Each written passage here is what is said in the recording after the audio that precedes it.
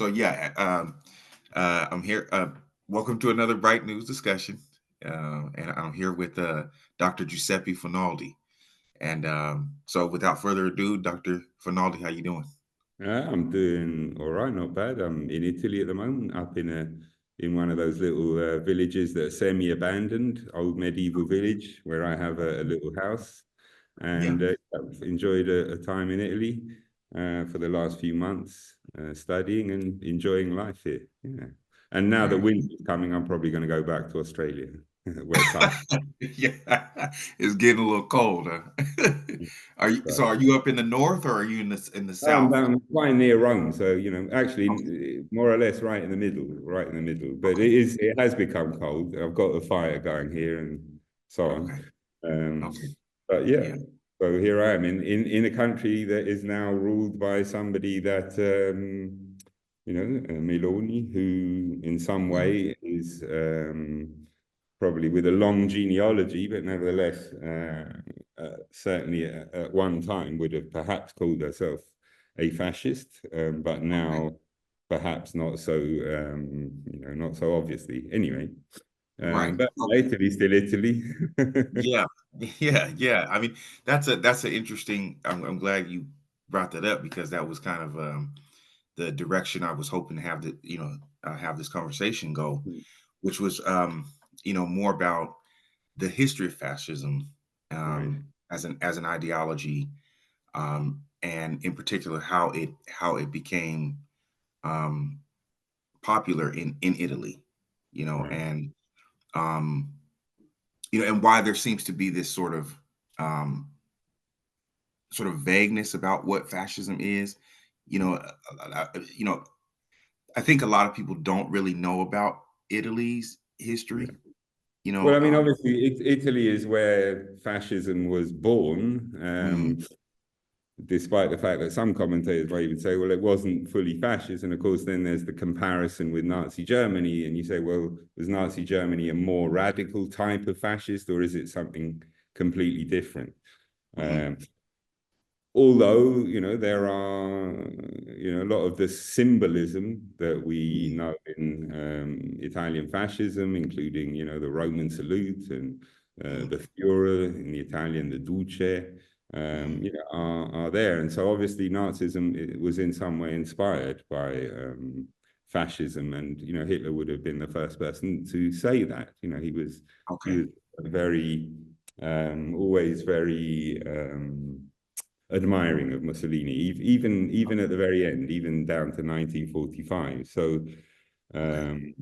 yeah, but how did it actually come into being? Mhm, Well, it comes into being in an Italy that is, what can we say? An Italy that is only recently unified. Italy had been mhm, unified in the 1860s and 70s.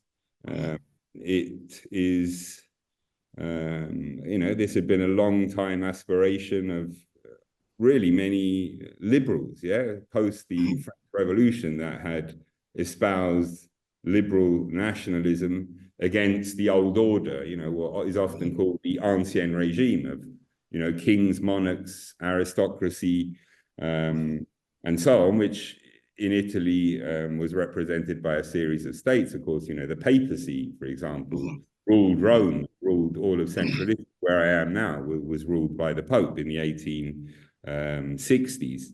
mhm, So Italy, a long movement, in some ways a revolutionary movement, but also guided by a liberal state, Piedmont in the north, capital Turin, mhm, brings about this process of unification, very much as inspired by, I suppose, the successful countries of the time. Yeah, this is one of the mhm, successful countries in the 1860s. Well, it's, of course, Britain, France, the USA. These are countries mhm, that are democratic, have liberal mhm, principles, all the things that we associate with mhm, liberalism, a representative parliament. Of course, maybe one of these is a monarchy, Britain, but it's also a democratic monarchy, it's a constitutional monarchy. And mhm, France, of course, a republic, and so too the USA. mhm, Um, and these are the successful countries. These are the ones that people in Italy that aspire in that direction, want to remake Italy. So they want to reconstitute Italy because, of course, in their fantasy, Italy once was, existed. Of course, as a nation, Italy had never existed, but nevertheless, there was this concept of Italy.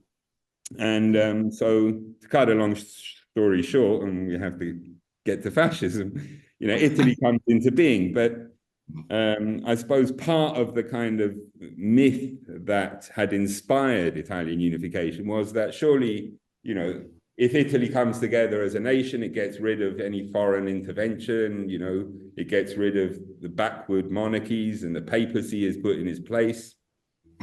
What will emerge is a successful, rich, maybe even powerful country. After all, hadn't Italy been, in the past, don't even need to go back to the Roman Empire, but it's certainly been one of the wealthiest, most productive economically, culturally, and so on, across the medieval and the Renaissance period.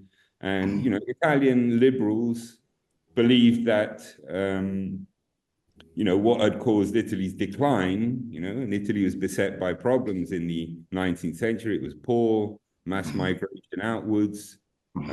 It certainly was, lagging behind countries like France, countries like the USA, countries like Britain. And so unification happens. Doesn't satisfy everybody, of course. There are the losers, the old, perhaps the Catholics, those that see the Pope as, in a sense, their spiritual and even maybe political leader. The losers are, of course, the old ancien regime order. In one way, also, the Italy that emerges is not quite what the liberal revolutionaries had wanted. It's not a republic. It's not like the USA. It becomes a constitutional monarchy under the monarch of the small state Piedmont. And therefore, it's a kind of, for them, not a fully, proper democratic republic, which they'd hoped for. Rather, it's, a moderate and, not particularly, in the direction that they'd hoped it would go in the style of a France or a USA. And so what we have emerging is a kind of constitutional monarchy. You have a very small electorate at the beginning. Only something like 2% is given the vote. And we have essentially a state in which, the mass of the population is not really represented. What we have a kind of hegemony of moderate liberals, moderate conservative liberals. And, that's the kind of state we have. And its economic development is slow again and lagging. So what we have is a series of movements that is born over this period, and we're talking about the 1870s, 80s, 90s into the beginning of the 20th century, of people that are dissatisfied in some way with the Italian state as it is. And of course, these are what you can characterize on the right and on the left. Yeah, there's those on the right, that wish Italy was really a great power. As we discussed last time, they lose this terrible war in Africa, humiliated. Is Italy really a great power? Maybe, maybe. And then there are those on the left, because, of course, what we have by the end of the 19th century is the birth of, the socialist movement. And the socialist movement really wants to kind of push Italy in the, a more revolutionary direction, wants Italy to become, perhaps first a republic and then, somehow to transfer wealth to the poorer classes, who in Italy are really poor. Italy is an extraordinarily poor country at the end of the 19th century and into the 20th century. On the other hand, then you've got the actual liberal state that is with one hand kind of, expanding the suffrage. So if 2% are given the vote in 2% of the population are given a vote in 1860 when Italy comes together, by 1900, that's, grown to 25, 30%. And certainly by 1914, You had universal male suffrage in Italy. So you've got this state, on the one hand, that is trying to become a normal state, as it were, a normal state on the lines of, at this point, you know, Belgium, Holland, Germany, Sweden, France, with kind of full democracy. You know, on the other, it's a highly repressive state. It doesn't fully allow, you know, freedom of speech, political expression. It sees the mass of the population often as, you know, not quite up to being able to embrace democracy. Italy is, after all, a kind of, you know, essentially a peasant country. And if, you know, you give the vote to everybody, they're probably going to elect, you know, Catholics or Right. radical revolutionaries or something like that. Yeah. It's because. Mhm.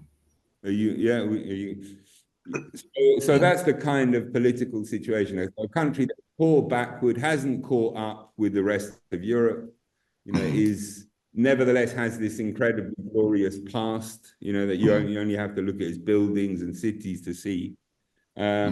And at the same time, quite a conflictual political situation, which the state is only with great difficulty kind of marshalling. Yeah. And yet this state and kind of bets everything on entering the First World War. I think this is the key to the origins of fascism. Yeah, are you Okay. with me, Shannon? Because Yes, I can hear you. Yes. are Can you you? Cause, can you hear me? yeah, good, good. Because Okay. your image is frozen for the time being. But, Oh, okay. Can you see me now? okay, let Uh-huh. me see. All right, yeah, I think now we Okay. have some movement, Okay. but Okay. Yeah, yeah. I can hear you. Yeah. So I've tried very briefly to give a kind of what the situation is like. So this is what Italy looks like, and so you have, you know, a growth. But by the time of the First World War, you have full male suffrage. Of course, women don't have the vote, but that's, you know, also the case in other countries Right. in Europe at the time. Right. And you have a growing socialist party, a growing kind of Catholic party movement, and you have a small, you know, the liberals are still dominating the political arena, but you have also a growing kind of what you might call nationalist movement that, you know, sees in the liberal state, you know, it being kind of soft on the left and, you know, um, not being able to kind of exert Italian power abroad. It fails a little bit in its colonial enterprises and so on. So where does fascism, you know, where is it born? Well, I'd say that fascism is actually born in a debate that takes place at the beginning of the First World War. Yeah. So when Italy when the First World War breaks out in the summer of 1914, the Liberal Prime Minister, a guy called Giovanni Giolitti, um, doesn't join. He doesn't, you know, Italy is in the alliance system that we have in Europe. It's actually in the Triple Alliance, you know, with Germany and Austria. But when the war, you know, breaks out, it's obviously going to be a war between France, Britain, Russia on the one hand, and Germany and Austria on the other. Giolitti, in a sense, breaks his relationship with that Triple Alliance and declares Italian neutrality. Yeah, one can ask, why is that the case? Well, Italy has, you know, there is some territories that are still owned by Austria that are considered, you know, possibly that Italy can take them back. And when I say back, of course, Italy had never had them, but the perspective was there for these territories to be taken back. And of course, Italy joining a war against Britain and France, you know, would mean, of course, that it would be very, very vulnerable to certainly to the British and French naval power in the Mediterranean. So Giolitti, for a variety of reasons, declares Italian neutrality. And this leads to a kind of debate amongst different political groupings, some that say Italy should join the war, some that say Italy should join the war, and some that say they shouldn't. Some that say they shouldn't is the Socialist Party, which at this point is, one of the most important, biggest parties in Italy, and it has, solid representation in Parliament. And on the other side, you have a kind of growing, let's call it right, that is embarrassed by the fact that this is the great war that is happening between all the great powers, and Italy once again is outside of history, outside of the big events. It's not participating. And so, they want Italy to join, and most of them want Italy to join Britain and France, because that way, they can complete unification and take those territories in the northeast of Italy back from Austria. So there's a debate that grows between these two movements, with the liberals kind of in between, trying to kind of, hold off both sides, whilst at the same time secretly negotiating with both sides, asking kind of what are we going to get, if we join either side. Right. And of course, the British and French offer, territories in Africa. They offer, of course, those Austrian territories. They promise a lot of stuff that isn't theirs. Right. But the Germans and the Austrians have got a lot less to offer, of course, because they would have to give up their own territory to Italy. So something like about a year goes by between the outbreak of the war in August 1914 and Italy's eventual intervention in the war, which is in May 1915. Okay. And in this period, I think, is where you can say that fascism is kind of born, and in particular because of the figure of Mussolini, who we now get to. Who was Mussolini? Well, Mussolini was, before 1914, a very prominent socialist. Mussolini was a socialist. He wasn't an MP, but he wasn't a member of parliament, but he was a high-ranking member of the Socialist Party previous to 1914. He came from, his father had been a socialist before him. He came from a kind of, lower middle-class family. His father was a blacksmith. His mother was a school teacher. He was well-educated. He himself qualified as a primary school teacher, which in the Italy of the era kind of, put you a lot higher than perhaps we would say today. Yeah, that meant that you were educated, that you'd gone to school till you were 19 or something like that, and you had a qualification. But he never really practiced that. He immediately got involved in socialist politics, trade union movement, and various socialist organizations in his local region. It's in the Romagna region in the north of Italy. And he was a very successful socialist. He was a firebrand. He was very radical. He was very much, socialism had two sides. On the one, there were the moderates that wanted to kind of work within the kind of political system that existed, through elections and so on and so forth. And, get representation in parliament and so on. And there were the more radicals, that wanted perhaps socialism to be brought about by revolutionary means. And Mussolini was very much a revolutionary. And the other thing that Mussolini was exceptionally good at is as a writer. Yeah, Mussolini was an excellent journalist.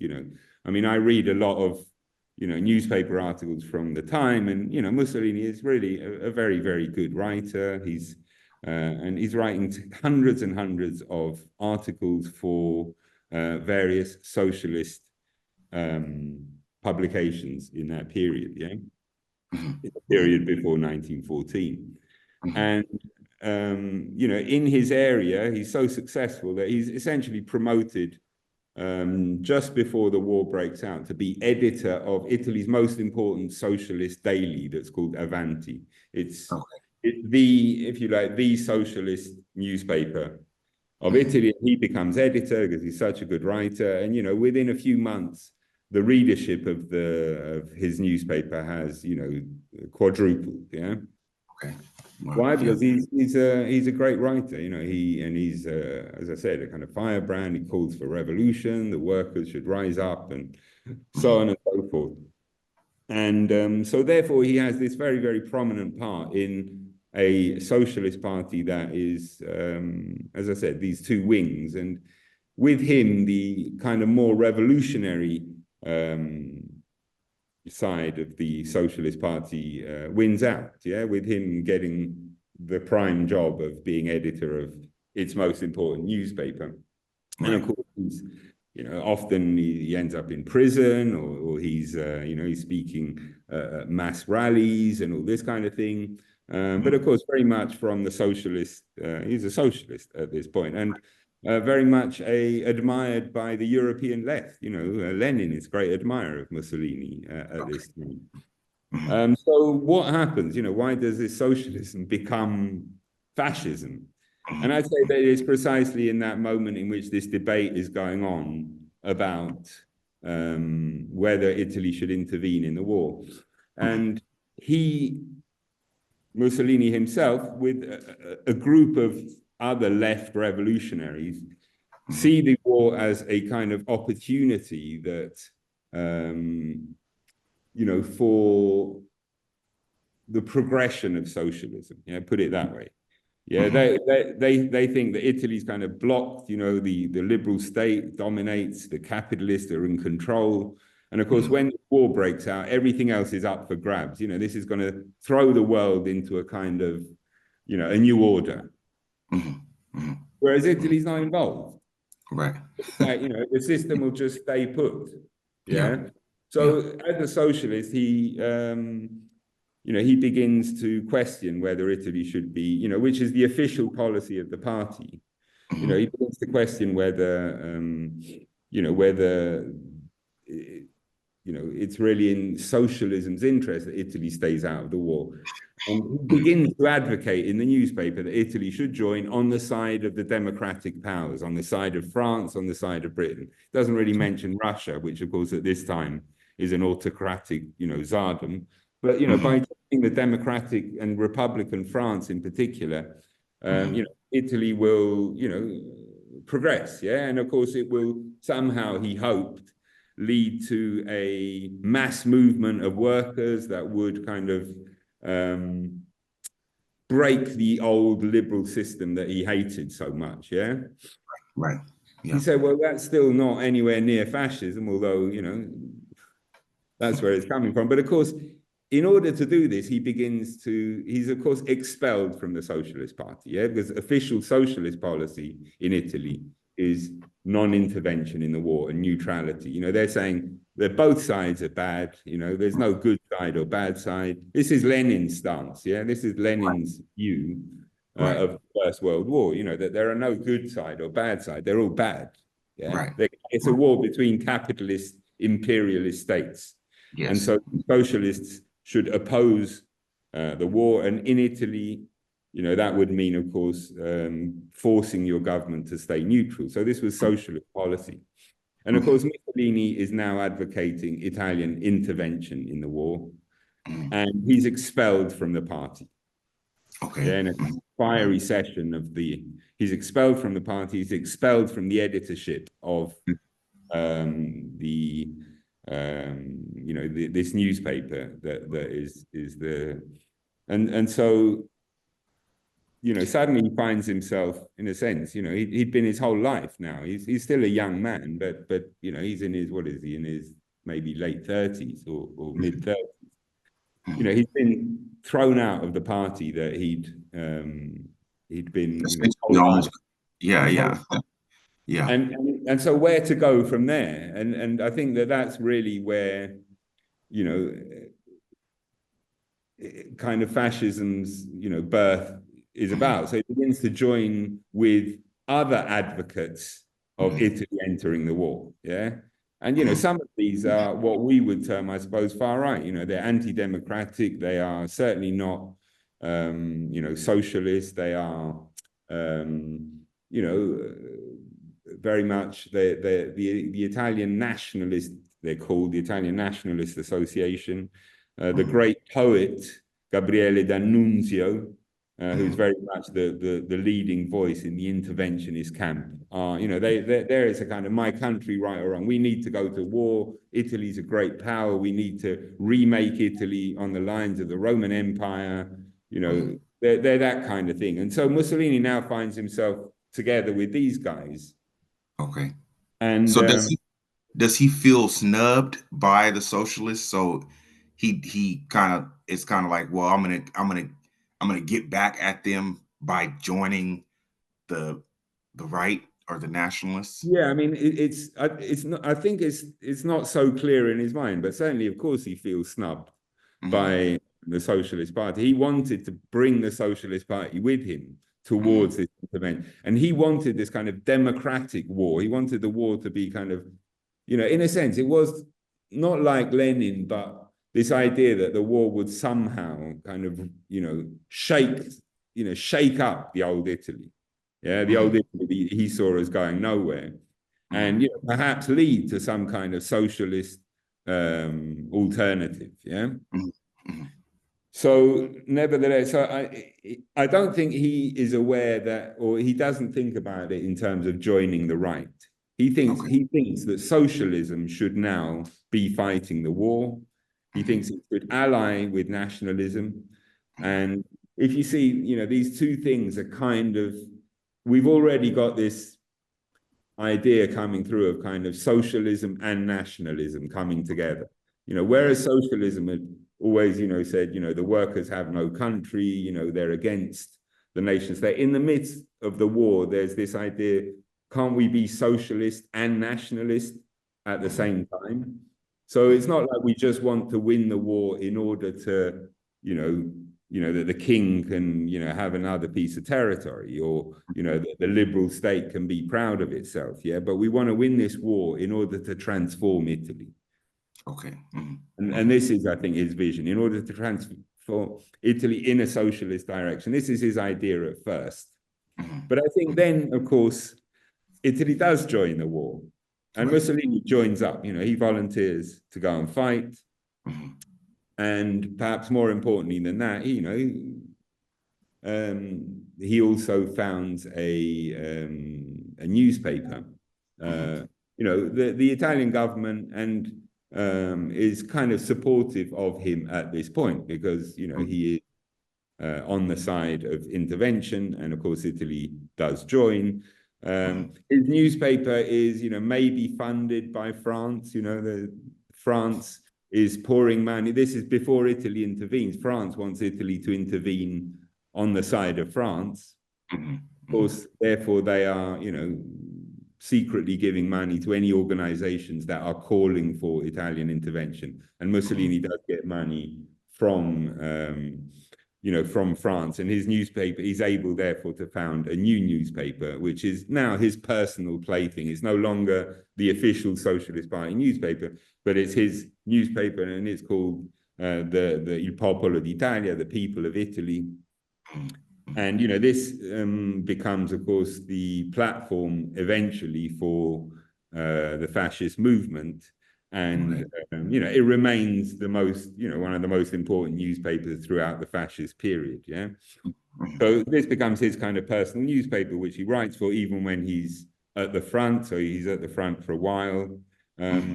And once, in a sense, once Italy's in the war, then what role has Mussolini got? Well, if the war had gone and happened quickly, and perhaps Italy had won quickly, no doubt we would not have heard anything more of Mussolini. But Hmm. of course, the war has its own history, Hmm. and I'm being a bit long-winded here, but the war itself doesn't go. It's not a quick victory. Italy thinks it's going to kind of tip the balance on the side of the Allies. That doesn't happen.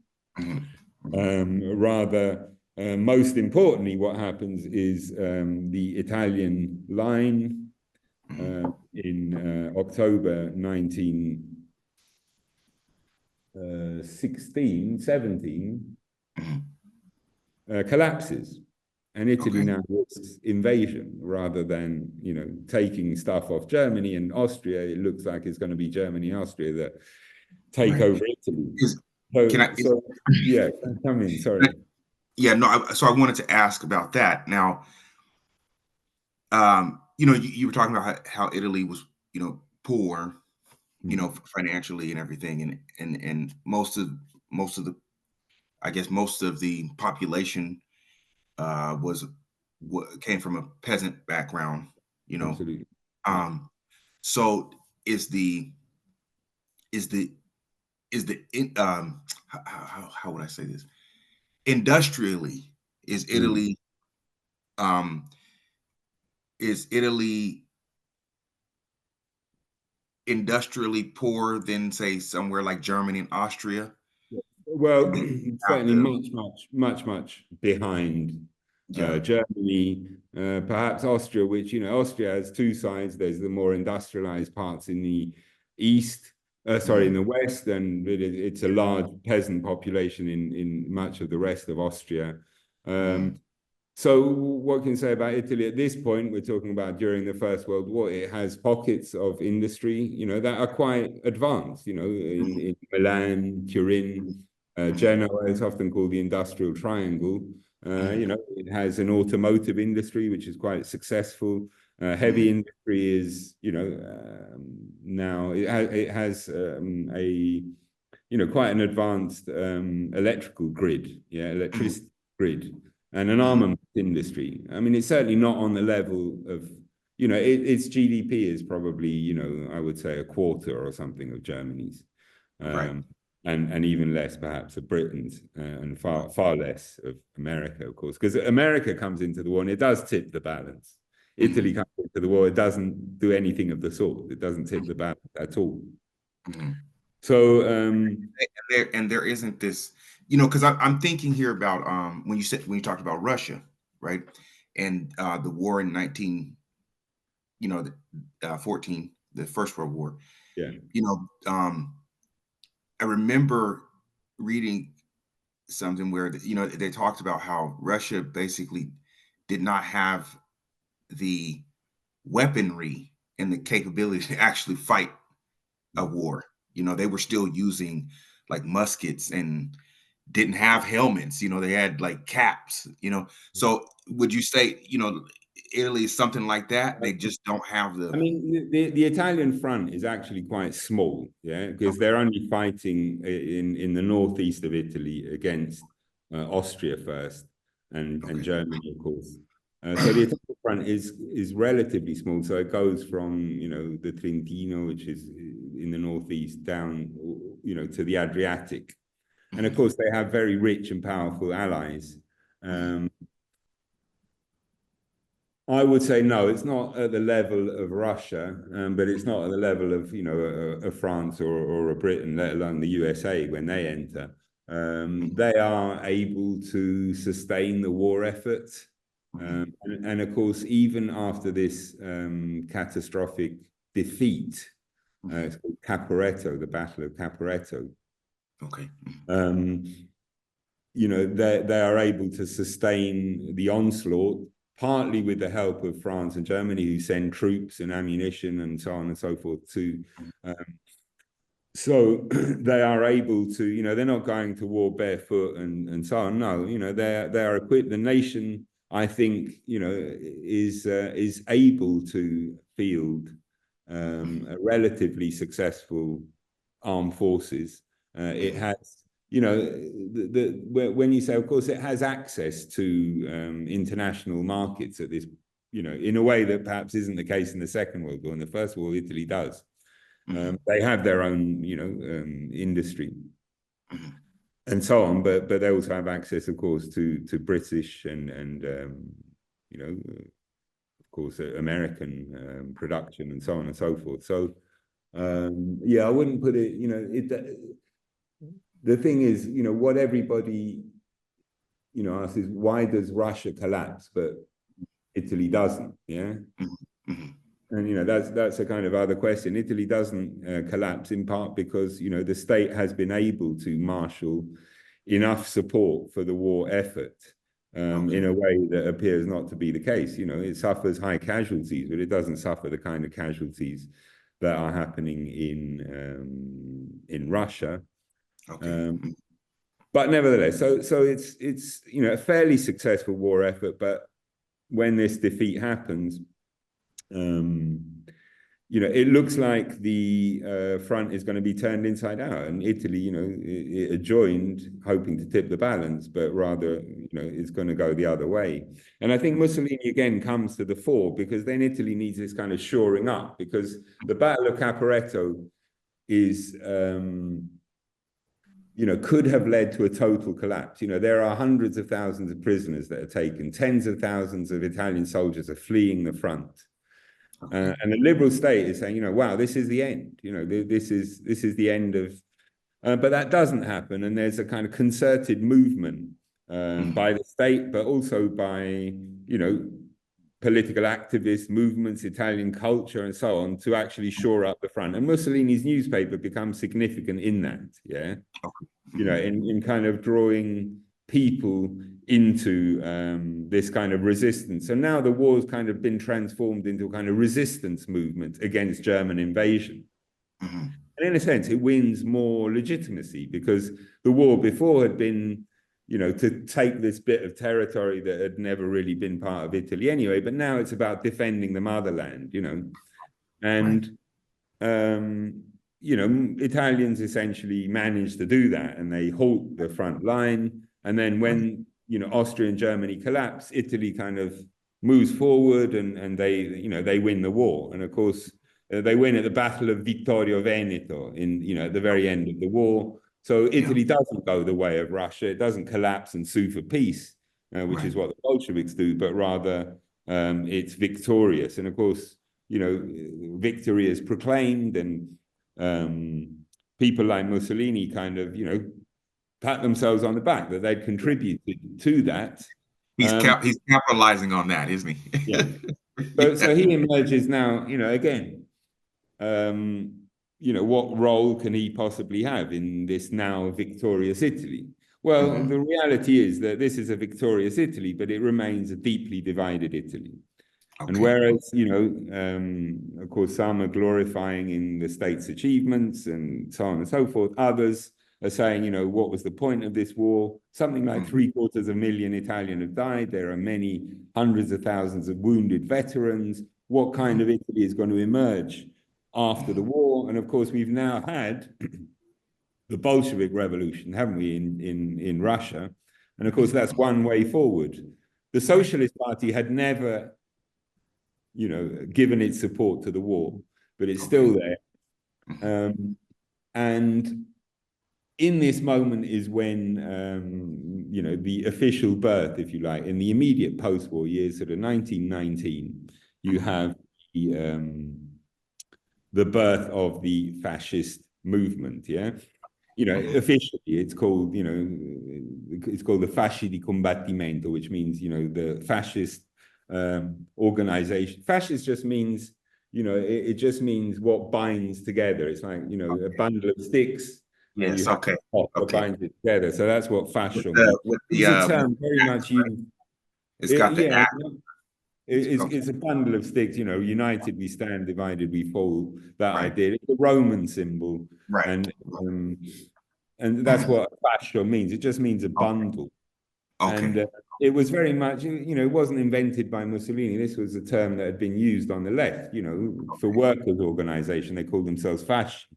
But he Okay. now calls this fasci di combattimento, which is like the fasci of the combatants. Yeah. So now you have a kind of veterans movement emerging. Remember, something like, you know, 4 or 5 million Italians had been under arms. Hmm.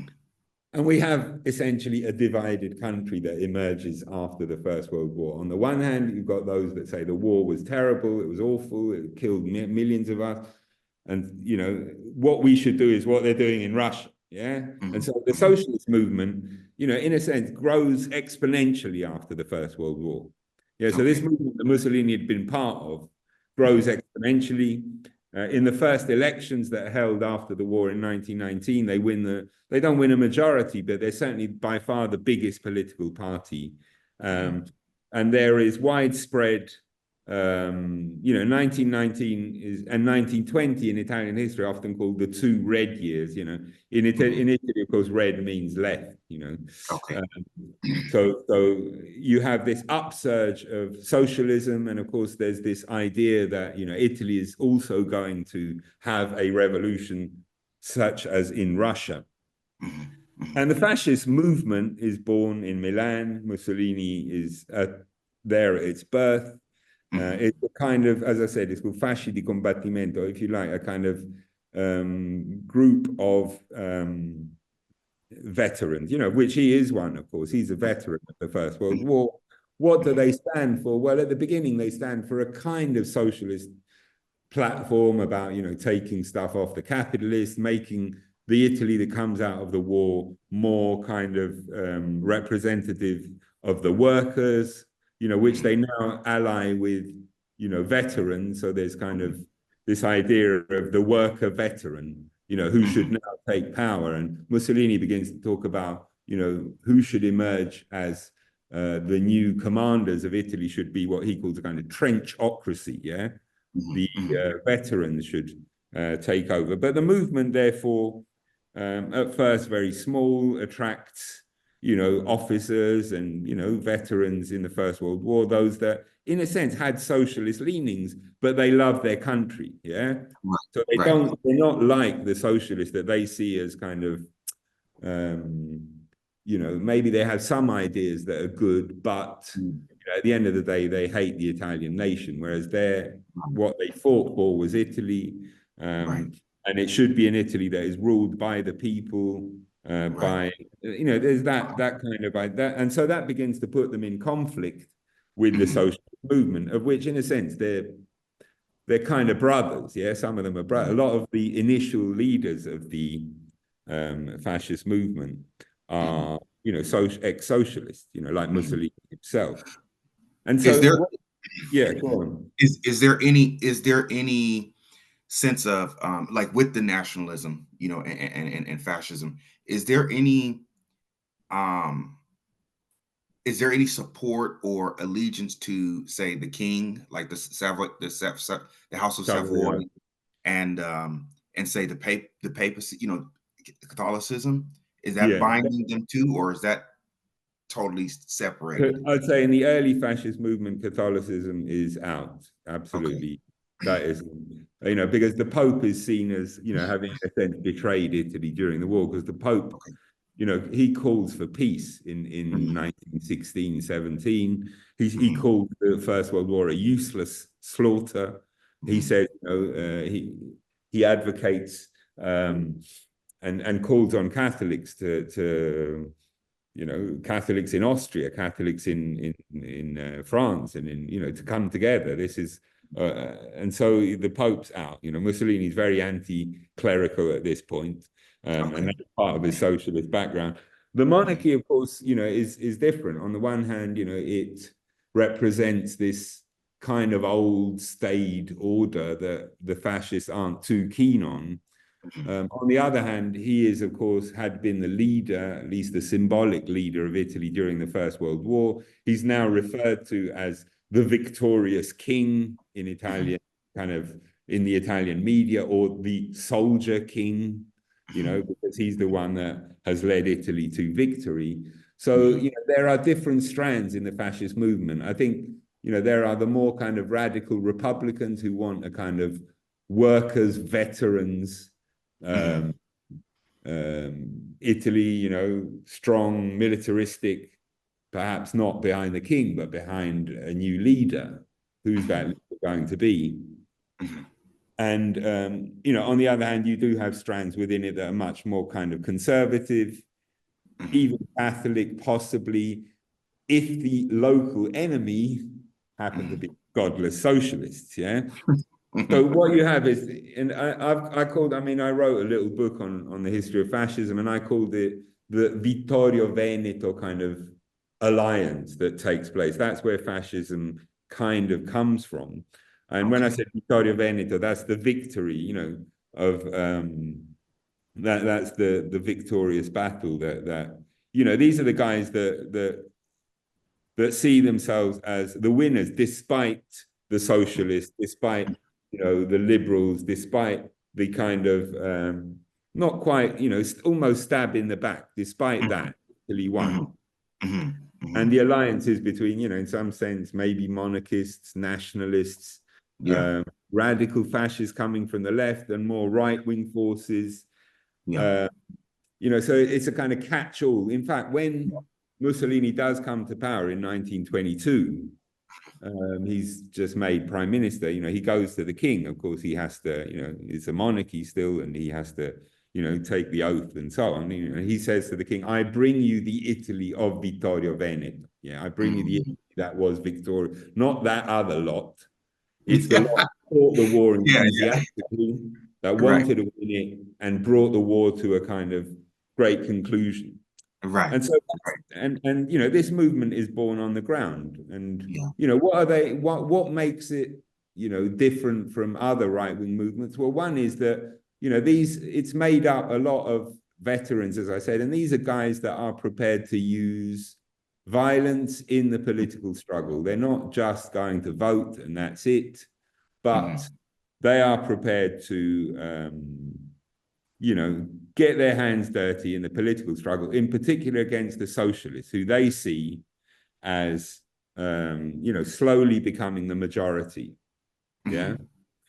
So what's born is first this kind of movement, and then what comes into being a kind of what are called the fascist squads. These are kind of vigilante groups, yeah, that are wearing black shirts.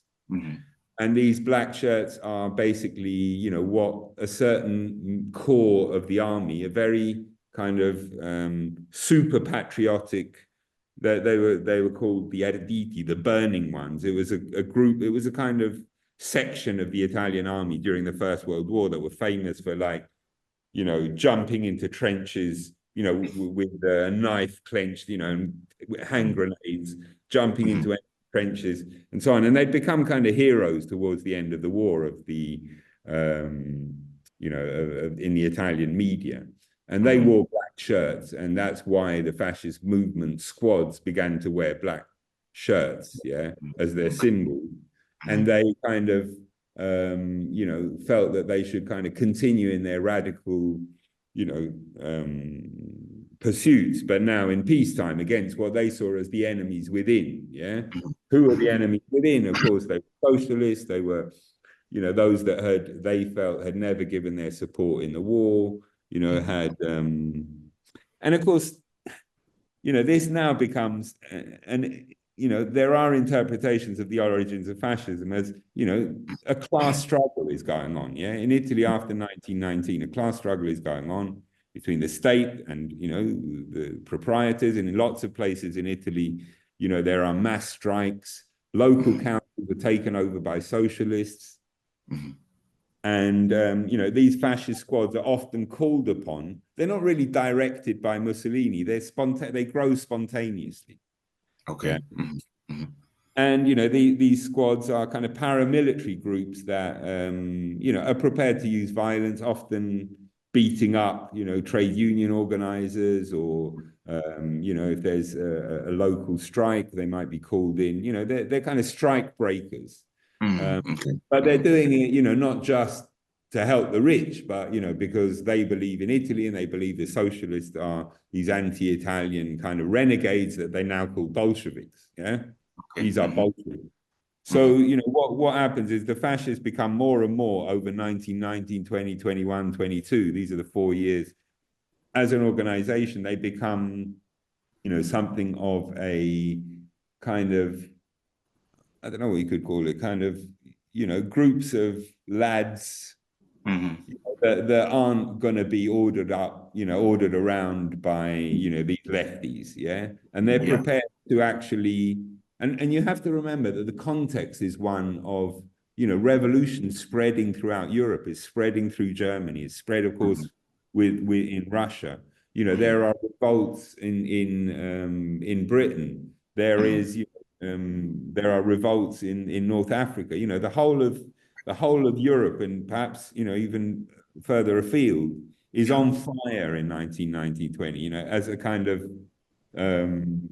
you know the fallout from the First World War and the Bolshevik Revolution. Yeah, there are revolutions in Germany, and Right. so on. So you have, similarly to Germany, there are these paramilitary organizations that are growing up, and they begin to see themselves as, an alternative. They're neither for the kind of liberal state, but they're definitely against socialism too.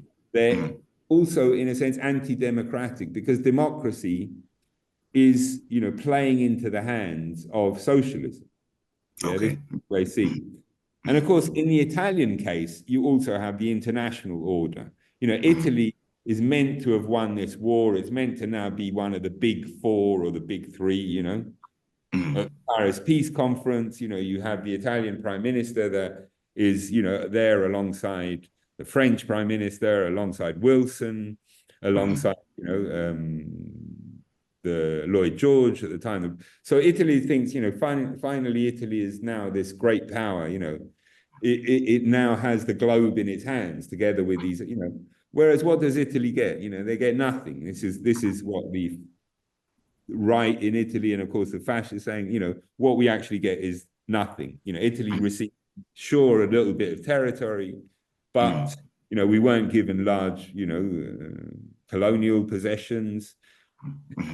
On the whole, Italy is, they feel as kind of betrayed by the international order. So you've got this kind of seething discontent with the liberal state, because the liberal state is unable to secure anything for Italy after the First World War. They're kind of snubbed by, so Italy, even though it wins the war, many Italians begin to see themselves as victimized by the situation after 1914. They see themselves as victims, victims of the international order, and of course, victims of a weak state that is unable to kind of deal with the socialist menace. And this is where, if you like, fascism goes from being these squad groups that, are often in the newspapers. You can imagine, some, conservative reading the newspaper, and it's like the socialists have gone on strike again. But along came a lorry with these black shirts. They beat them up, taught them a bit of, gave them a good hiding. And, they're good lads at the end. They believe in Italy. They carry the Italian flag. They're good patriots, and in this situation, maybe, the things that perhaps they would have condemned in 1914 because they're not working within the constitution, they're using violence. They're now, they're getting support from all sorts of more moderate forces, because they seem to suggest a way in which the left can be dealt with without the state soiling itself, if you like. Otherwise, if the state had got involved in crushing the left, then of course the left can accuse the state of being, on the side of the capitalists. Yeah, so this new force kind of comes in. It's independent. The state, in a sense, kind of closes an eye to its activities. The police. There's a strike going on. The fascists come in and start, beating up some of the left.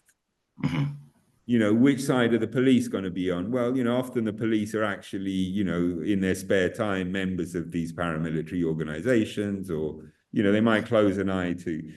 And so, in that sense, it becomes a movement that,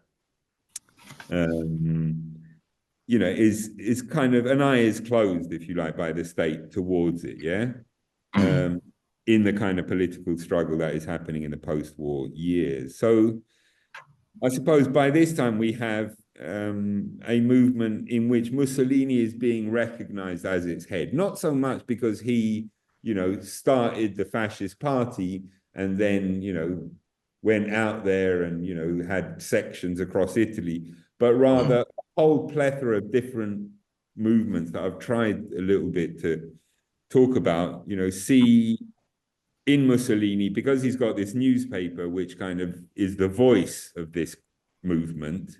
They begin to see him as leader.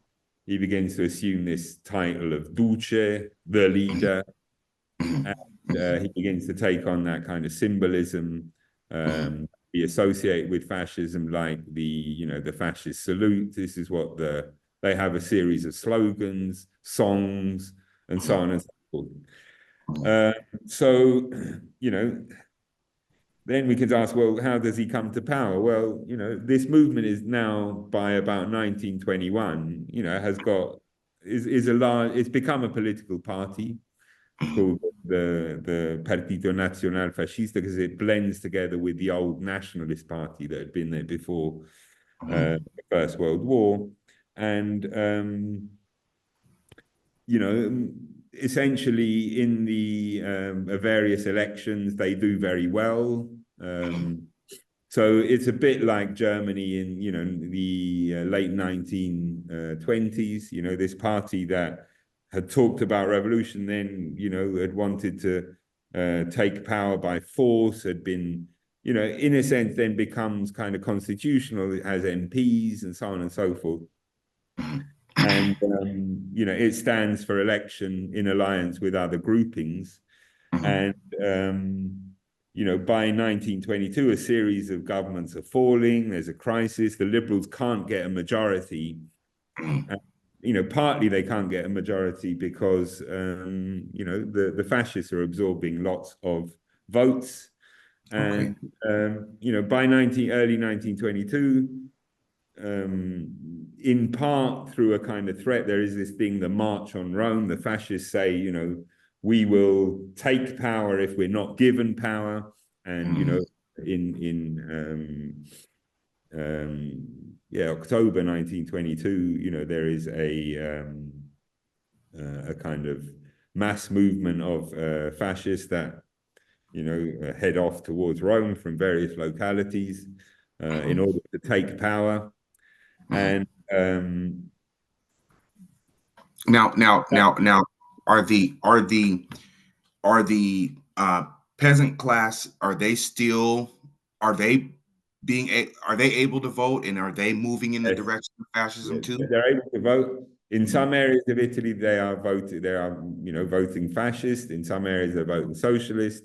Certainly, the fascists have not got a majority by any means. But there's a kind of the Liberals, if you like, are no longer in control. They're no longer able to get a majority in Parliament. You have a plethora of different political parties, including now a large Catholic party as well. And the fascists, this kind of march on Rome is in effect a way in which Mussolini can negotiate with Liberal Party bosses in order for him to be maybe called in as prime minister. And when this march on Rome takes place, the alternative is either somehow the state turns against the fascist movement and begins to shoot these guys, stop them, or the fascists are invited to form a government. And the fascists are essentially invited to form a government with Mussolini as prime minister. And this is, when Mussolini comes to power in 1922. So he's actually asked, through the constitution, he has a large political party. It's not the biggest, but nevertheless, he's got a lot of representation in parliament. And he was asked to form a government, which he does in 1922 with the support of the monarchy as well, because remember, the king has to give his assent. The army is, also okay with it. This is, of course, not, they're not asking Mussolini to come in and destroy the liberal state, and democracy. Is just a kind of right-wing government, if you like. And bring order back after a long period of conflict. And of course, people like the king and the army don't think that they can turn against the fascist movement. Remember, now they're a kind of uniformed militia, because of course that might lead to a civil war. And of course, who's going to be the beneficiary? Probably the left. Right. Yeah, probably it's going to be. And none of them want the left. Not the monarchy, not the none of them fascists. They don't want the left in there. Yeah. The papacy. So if you like, what fascism? The big coalition of different forces now mhm. Um, and you know that, and Mussolini becomes prime minister, and you know if you look at pictures of him at the beginning, he looks like any other prime minister. He's got a top hat and tails, and you know he's not marching into parliament with his fascist uniform. Yeah.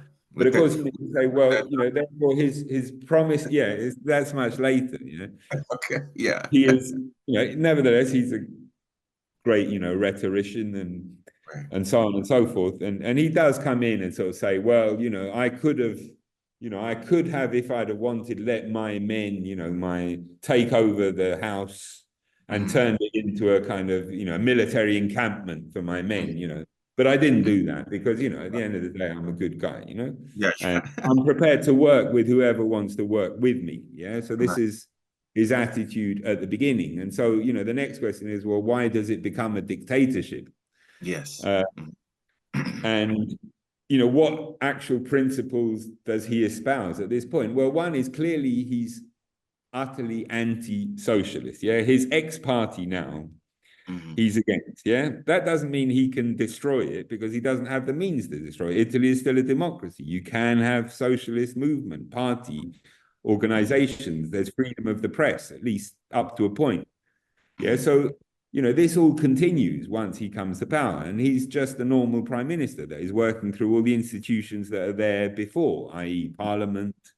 You mhm, know, i.e., as I said, the assent of the local.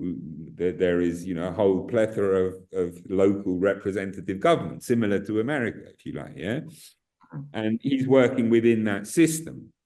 Um, but what does he stand for? Well, you know, he'd been rhetorically talking against democracy. You know, he said, well, you know, I'm for it, sure, mhm, but I'll live by it. But it's not really what our movement is about. Our movement is about nationalism, patriotism, and of course, my leadership. Yeah, me. You know, this is mhm, what Mussolini is about. So, but nevertheless, at the beginning, you know, he calms the waters by, you know, and a lot of his first cabinet, you know, is not fascist, but it's a mhm, Catholic, it's liberal, right-wing liberals, mhm, and so on and so forth. So, you know, for the first few years that he's in power, you mhm, know, yes, it's the fascist movement and he's the prime minister, but Italy kind of continues more or less like it did before.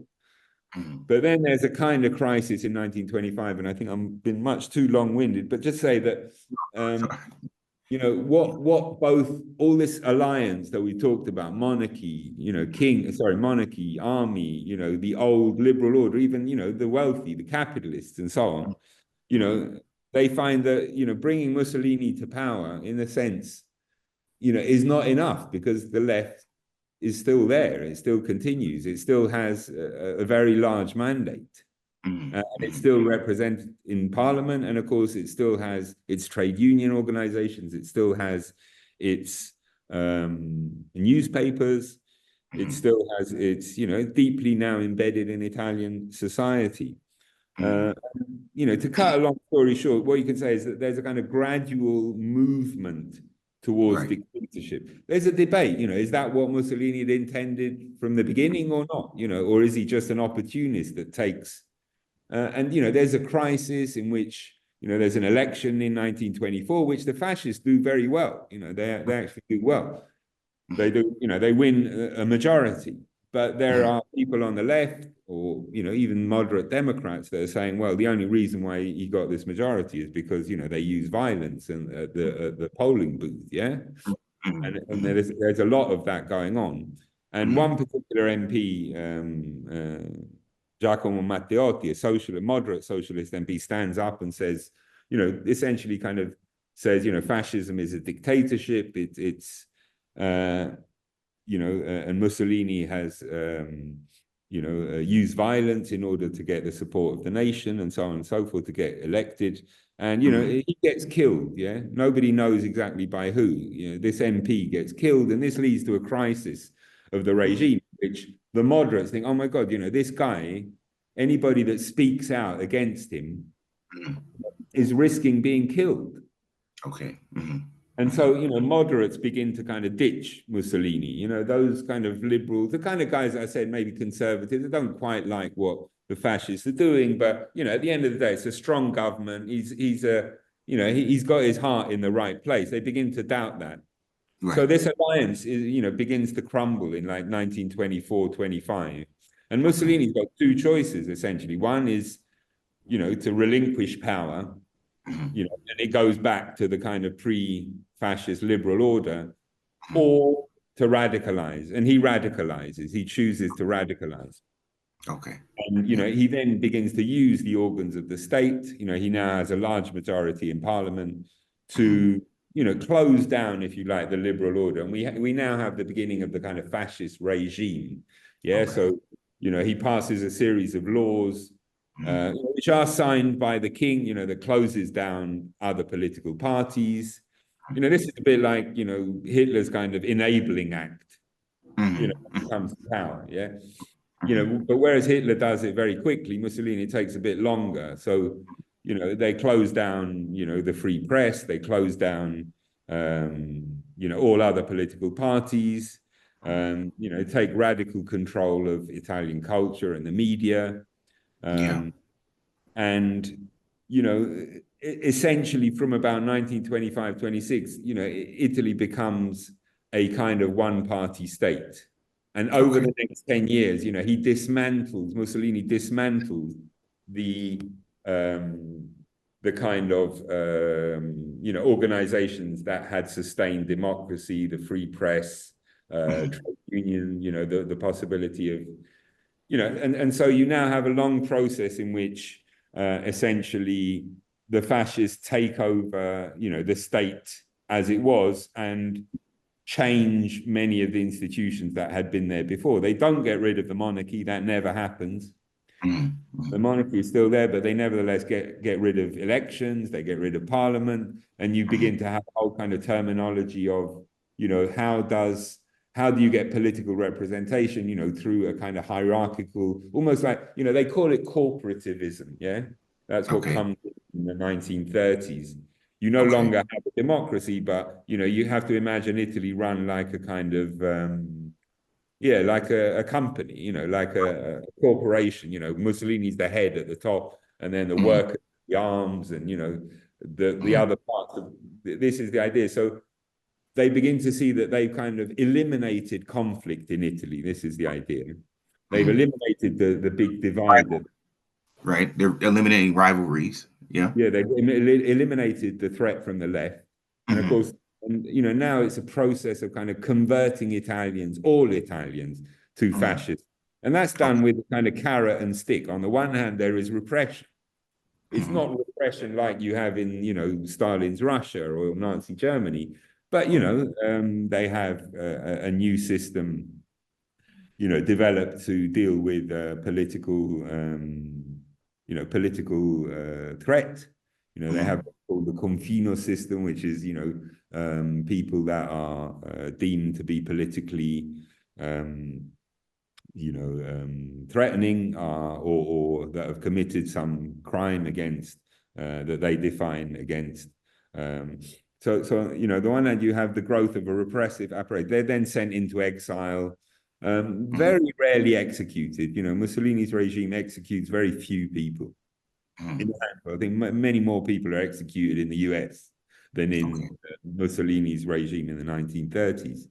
Wow. So they set up, the fascists take control of the police force, the Mhm. repressive apparatus is expanded, Mhm. certainly not on the scale of Nazi Germany but nevertheless, it's much more, um, the rule of law does continue. You still have trials and you still have, representation, but nevertheless, you can now go to prison, for 2 or 3 years because, you're in the bar, in the local bar, and you say some stuff about Mussolini, like, he's a waste of space, or that kind of thing.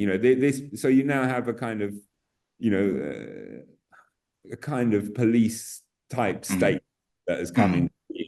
So this is the Mhm. kind of the stick. But on the other hand, there's the carrot as well, which Mhm. is you have the mobilization of the Italian population, in uniforms, and they all have to go on parades, and there's lots of, pride and, new pride in being Italian. And of course, Italy, begins to kind of strut and, we're now a great power.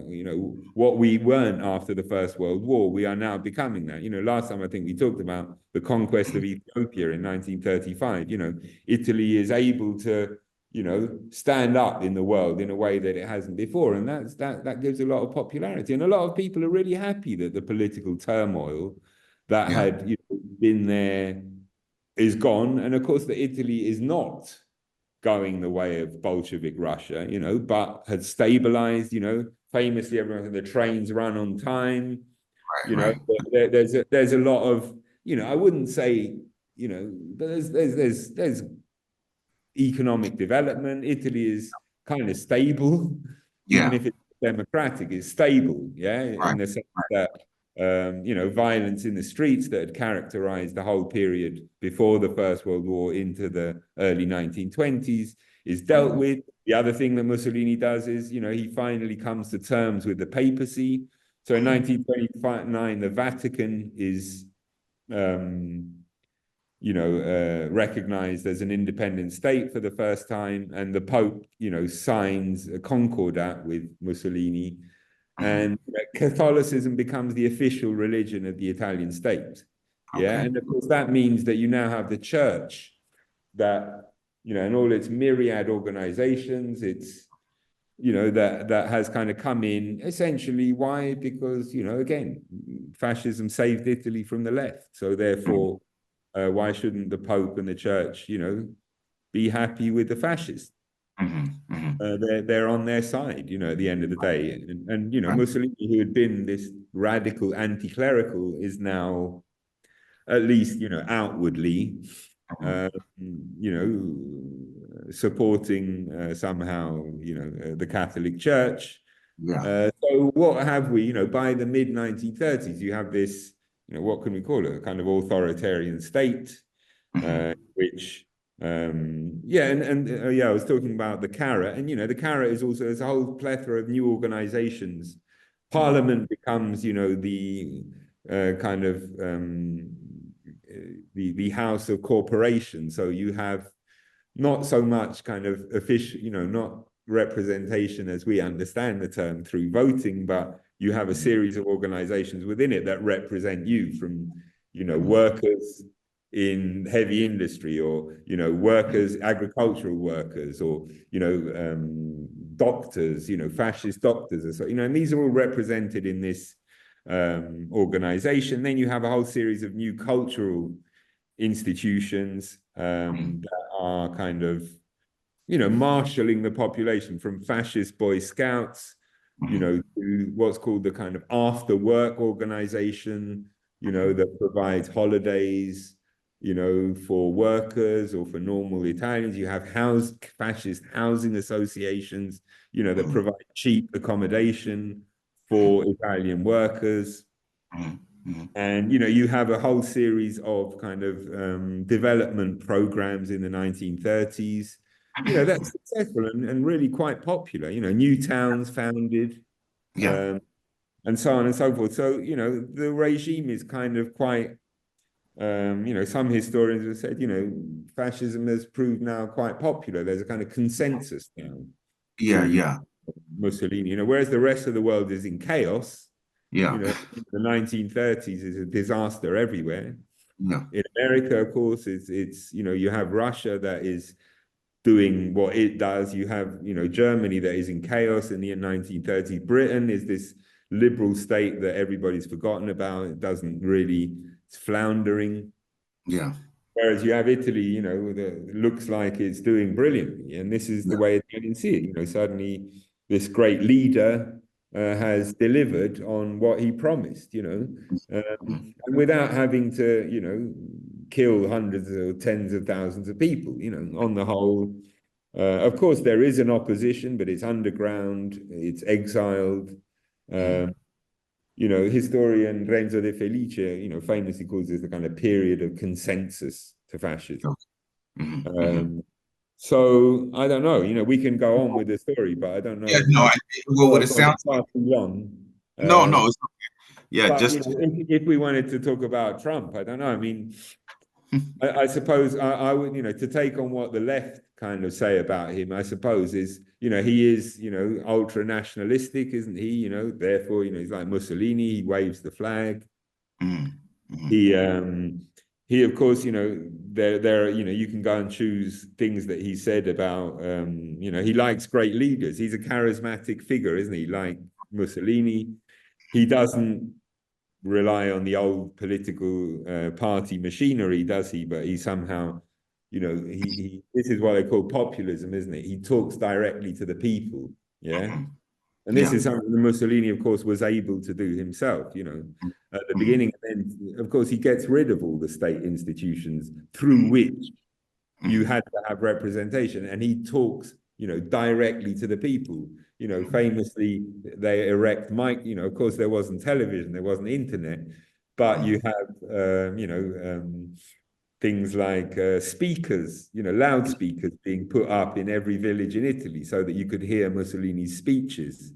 mm, He works very hard on the kind of newsreel, mm, um, which is what you have at this point in cinemas. Yeah, so Mussolini is always, and slowly he's becoming this kind of figure that you can't say anything bad about. You're not mm. allowed to, and Yeah, it's I his suppose.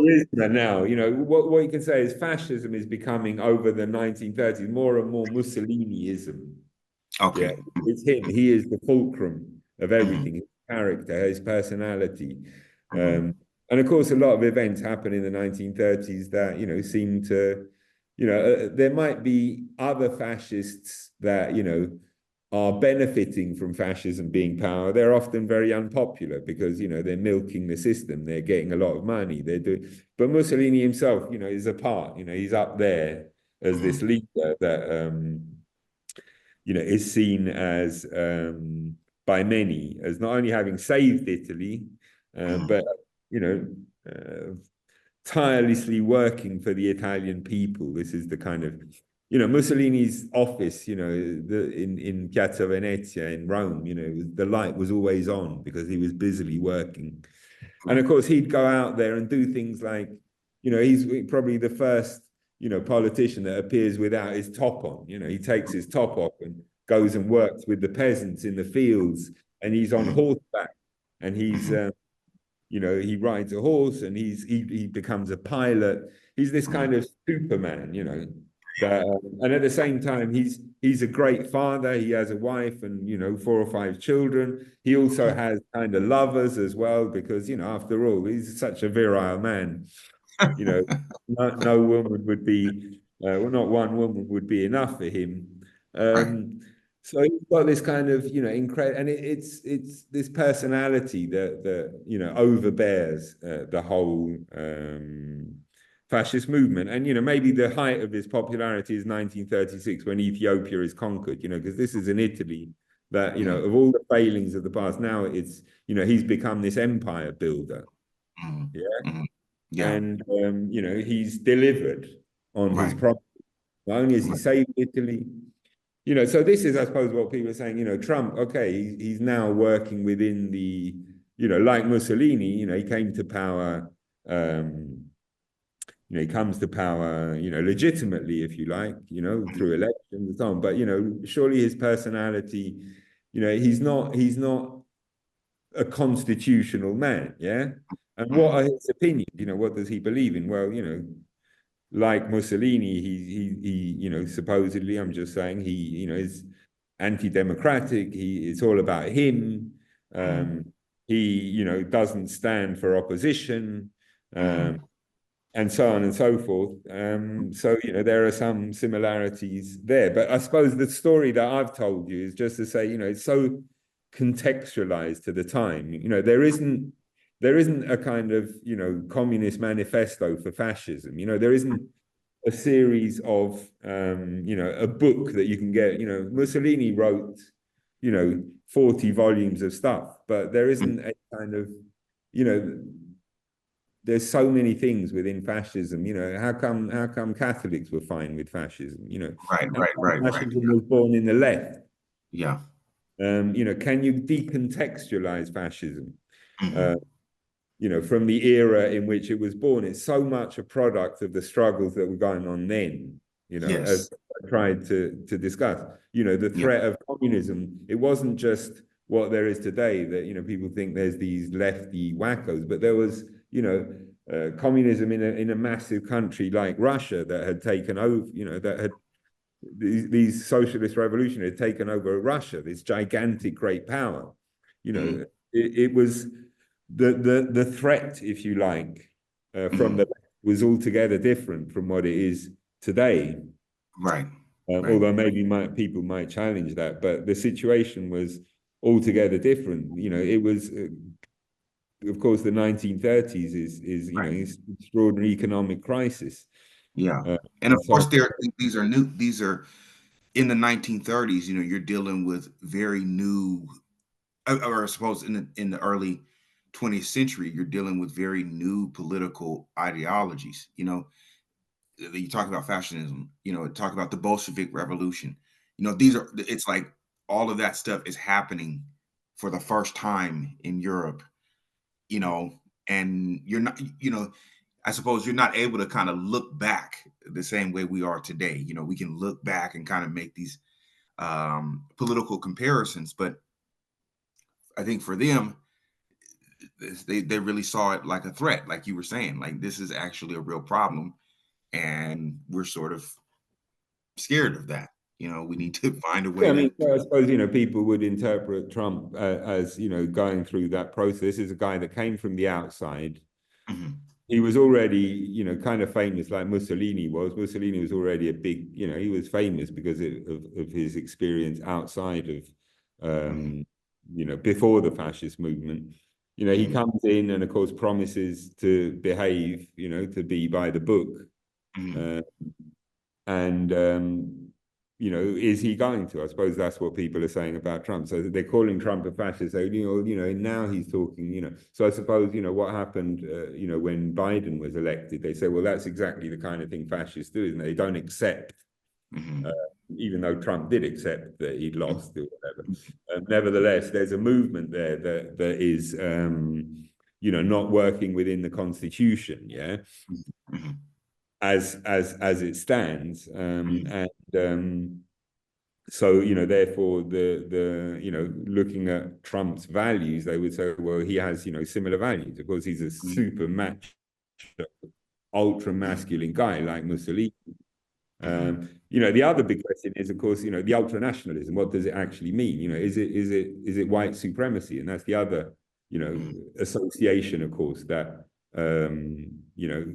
you mhm, have with fascism, because is fascism ultimately, about white racial superiority? Yeah. And of mhm, course, I haven't even mentioned that in mhm. terms of Italian fascism, because it wasn't actually a thing. It Right. wasn't particularly important at all. Yeah, because In fact, everybody is Italian. it was no. I mean, the story that I've described, I mean, Yeah. it just wasn't. It was, lots of Jews were, remember, of course, Italy is pretty much a white population in this period. Of course, Mhm, they have colonies, mhm, but where the kind of racism comes in National Socialism, in Nazism, of course, it's the Jewish issue. mhm, But mhm, that isn't really a big issue, certainly until the late 1930s, and then things do change. But mhm, in the early period, in the story that I've described, there were Jews on the socialist side, and there were Jews within the fascist movement at all. And mhm, so, they were equally represented in fascism as they mhm, were in the rest of society, Italian Jews, for example. So, racism wasn't really significant mhm, mhm, for Italian fascism. Of course, it becomes significant when Hitler comes to power in 1933. And mhm, then, it's like, what does ultranationalism mean? The question has to be re-asked. mhm, Is the Italian nation equivalent to the Italian race? mhm, Because these are the kind of questions that are on the agenda by the mid 1930s. mhm, And plus, of course, Italy has conquered this now gigantic empire in Africa. mhm, and what will the future be of that empire? What will the white settlers, because of course Ethiopia is imagined as an empire of white settlement, mhm, mhm, what is going to be the relationship between blacks and whites in the colonies? mhm. Okay. And Mhm, the government in 1937-38 passes essentially a kind of apartheid set of laws. You cannot, no anti-miscegenation laws in mhm. the colony, i.e., Right. that you can't marry any, Ethiopian subject, Right. and Even though even have they sexual were, relations, even have yeah, sexual relations, because yeah, Italians, either consensual or not, they, yeah, often Italian soldiers had Ethiopian black girlfriends, and there was a whole and this, what was coming into being was essentially lots of children were being born that were half Ethiopian, half white, half black. And of course, yeah. this became, what is this empire going to look like? Is it going to produce just tens of thousands of half castes, is what they would call them? Mm, So a series of laws is passed, mm, uh, in order, which are absolutely, racist, is saying, there should be no mixing between the two. And of course, Italians have a superior culture mm, and civilization, mm, and Black Africans don't. And therefore, they have to be kept separate. Whether that means there was a plan to kind of destroy and exterminate all Black populations of Italy's African colonies is another question. right. But then that also has, by 1938, there's a series of laws that are also passed in Italy. In Italy, it's not, of course, miscegenation with blacks, but it's with Jews. And of course, Okay. there are a series of anti-Jewish measures that are passed. They're effectively declared to be non-citizens. That doesn't mean that, some would argue that, Italy therefore kind of, was kind of doing the same thing as Nazi Germany. There's debate about that, whether it Mm, was beginning to eliminate them, or mm, whether it was, you know, whether it wasn't that, it was to separate the Jewish population. But, some authors say, well, if you separate the population, the ultimate aim is essentially to eliminate them. mm, So it does become race. It's not important in the, at the beginning of the regime, of the movement. It really is insignificant as an issue. mm, But then, of course, it becomes associated certainly with National Socialism, and then, that's why often when people say fascism, they actually mean racism, as if they're the same thing. right. Because Mm, essentially the Italian regime does become a racially based regime. Then how far it implements those racial measures is mm, another question. yeah. So, this is again, I suppose, maybe what people are saying. Oh, Trump's ultimately somehow white. That's the kind of people that he represents. And even if he's not saying it now, because Mussolini, if he's interviewed in 1934 after Hitler comes to power, and he says Mm, we're not racist. Our regime is not based on race. mm, That's the mm, madness that is coming from the north, but it's not what we're about. But then right. afterwards, 4 years later, he does pass this legislation. Mm, So, it's like, essentially, he is a kind of radical of the mm, right. This is what I suppose people would be saying about Trump. He's a radical of the right. And mm, even if he hasn't done these things now, he will eventually do them. He's anti-constitutional. He doesn't really believe in democracy. Ultimately racist, and of course then mm, that ties up with the whole American history thing. mm, mm. So yeah, I don't know. I mean, Yeah. I That's hope a, I've that's given some. it's I think your question, is it right to call Trump a fascist? mm, Uh, that's something that you can debate. But I've tried to say a bit what Mussolini, and of course Mussolini then goes to war, doesn't he? He joins Nazi Germany, the Axis. And mm, in one sense, that makes Hitler and Mussolini, therefore they're on the same side. And of course, all the rhetoric during the mm, Second World War was America stands against fascism. mm, Britain stand all the liberal democratic powers, all the values that we believe in today. I think we mm, would share that: democracy, freedom of speech, you mm, know, freedom of association, all these things that we all, I think, whether you're left or right in America, you believe in. This is they became associated with what America and Britain and so on were defending in the Second World War against fascism. So fascism becomes this kind of catch-all to Right. represent, Almost like, yeah, it's like a loaded word to represent everything that's opposite of democracy or opposite of free speech. But the thing that I find interesting is that, you know, under the administration we have now, there was a lot of censorship, and things like that. And this is taking it away from a historical conversation. yeah, yeah, But I just, I think that for me, I feel that a lot of times the media will use the word fascism as a sort of like red flag, to say, oh, you see, this is how he is. That's Trump. He's one of those. He's gonna do that. And I'm sort of skeptical of that, because I think a lot of people don't, especially here in America, we are not really aware of um, the history of fascism and the evolution of it. Like you, I you, mean, you. look, the problem, of course, this is in all history, isn't it? It's like, things never repeat themselves. Yeah, history, you know what I mean? There are some things, so fascism happened within the context of the time. Yeah. That you could say, well, therefore, it has no lessons to give us. It has no applicability to today. Yeah, and that's true in a sense. It doesn't. The experience of Italian fascism has no applicability today directly, because especially for America, which is utterly different history, completely different set of institutions. Mm-hmm. The context is utterly different from 1920s and 30s. The First World War, you name it. Mm-hmm. Mussolini very much comes from an Italian cultural ambience in Mm-hmm. that era. Mm-hmm. So, just throwing that word around it needs qualification. The problem is, I've already just spoken for an hour and a half, probably much too much. But That's great. That's it's simplified. It's like it's become this.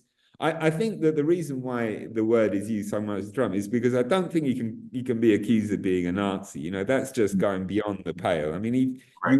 you would be mad to say that Trump is a Right. Nazi. I mean, Right. you say, well, he's not a Nazi. However, maybe he's We a got to fascist. find another. Yeah, we got to find another word that Yeah, another sort of. word. And this Yeah. this Yeah. word, you can put anything you want in there. Obviously it's about authority, anti-democratic. And you say, yeah, but what about censorship from the left? Is that Mm-hmm. fascist? Therefore, because it's against free speech or something like that. Well, you can use whatever word you want, but Mm-hmm. Mm-hmm. um, and also, I think that the other thing is that there is, one of the great catastrophes of 20th century history is how did these guys, Mussolini, Mm-hmm. you had these liberal states before. Yeah. You had liberal state in Italy. It was democratic. It had elections. It had all those things that we, cherish. Mm-hmm. And yet it failed. It collapsed, and it collapsed into this, authoritarian strongman type government, and all the institutions that we thought were the kind of, in the long line of progress were there forever, Mm-hmm. had been gone. Yeah, Mm-hmm. Mm-hmm. and Mm-hmm. like how to make sense of that. And I think that there's this terror, Mm-hmm. that somehow, if we're not on guard all the Mm-hmm. time. And I think that's, the left has this terrifying anxiety. It's this Mm-hmm. anxiety that if we don't, Mm-hmm. if we don't stop it before it happens, it'll end up like Mm-hmm. Nazism. If only we'd have stopped, Hitler when he wasn't popular. If only we'd have denounced. If only somebody had been able to stop him before. So they have this, and in Italy is the same. There's this kind of, fascism can always come back. It's always lurking in the shadows somewhere. Yeah, it's like Mm-hmm. hidden somewhere, and and it's like we have to denounce it. We have Mm-hmm. to, any manifestation that is even remotely kind of similar, Yeah. or that we call similar, has to be wildly denounced as as fascism. So Right. if somebody waves the flag, therefore he's fascist. I mean, in Italy it was like that, really. From the 1930s, from the 1940s and 50s and 60s. In Italy it was very difficult to raise the Italian flag and wave it around. I think that changed with Berlusconi. Yeah. In the 1990s, you Yeah. could only wave it when Italy was playing football. That was really more or less the only legitimate place where you Or if could you show. or if you were Italian American, if you were Yeah, American, you from the Bronx, you could say, yeah, I'm Italian. in Italy itself, it was, if you sang the national anthem at a football match, maybe you would be called a fascist. Hmm. That isn't the case anymore. The Italian national football team now, in fact, they exaggerate the way they sing the national anthem. But all I'm saying is that there is this kind of terror. In Italy, it's very strong because, of course, they experience fascism. Hmm. But all the institutions, Meloni is now in power. Of course, her roots are in a fascist movement. Hmm. Hmm. All the institutions will be somehow undermined and thrown aside, and all the values that, liberal progressives believe in from, of course, the other, we could also be talking about, the masculinity, women will be, become, because Mussolini, of course, does, he talks about, women, childbirth is for women like war is for men. He comes out with these brilliant quotes, yeah. Hmm. You know what I mean? So it's like, he's going to push women back into the home or something like that, yeah. Which is, and Italian fascism was very concerned about, increasing the birth rate of the Hmm. population because it was going down and all that kind of thing. So, Very similar, even though history doesn't repeat itself, Italy is now well, going through some population problems, isn't absolutely, it? yeah, Yeah. Hmm. Yeah. yeah, Dr. absolutely, Finaldi, yeah. yeah. I, I, I mean, I, yeah. uh, yeah, I should. No, I no, mean, it's okay. It's okay. no, I no, want to no, thank, no. yeah, I want to thank you again for taking, time to actually talk to me about this because I really found it, very, very interesting, to kind of hear that term and that word, being used so much. And I'm like, well, you know, does anybody really take the time to kind of learn the history of that? You know what I mean? They think, oh, well, that happened somewhere in Italy somewhere a long time ago. So we just pluck that word and use it as the, whatever. And I'm like, no, I think it's kind of important to know how that political movement started, you know. So I'm really grateful for you to come on again and talk with me about that. All right. I Yeah. hope it's been interesting. Thanks very much for having invited me, Shannon. Oh, no, no, no, no problem at all. Thank you. Thank I you. hope to see you again. Okay.